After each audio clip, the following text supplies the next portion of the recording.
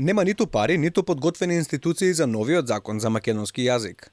Иако го донесе, власта не го почитува уште од самиот почеток, бидејќи треба да се избере директор на инспекторатот кој го предвидува, но изговорот е дека тоа не може да се направи во предизборен период.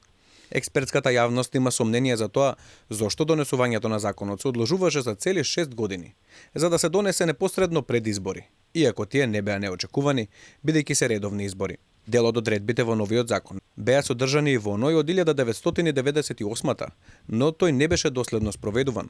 Самоволието на општините и дел од функционерите досега никој не го санкционирал. Се она што излегува од уставот, всушност е кршење на уставот. Сега сиве овие години, јас во медиумите и каде што сум можела, сум го истакнувала тоа дека не се почитува уставот прво, а не законот за употребата на македонскиот јазик, во кој што е применето нели од уставот тие делови кои што се однесуваат на македонскиот јазик.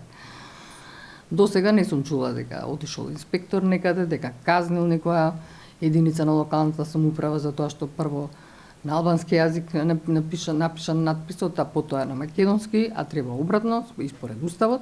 Професорката Мажовска потсетува и на носењето на законот за употреба на јазиците, со кој албанскиот јазик се изедначи со македонскиот. Вели дека и покрај забелешките на Венецијанската комисија, оти се коси со уставот, со него се формираат и паралелни јазични институции, како што инспекторатот, а со тоа и двојни трошоци.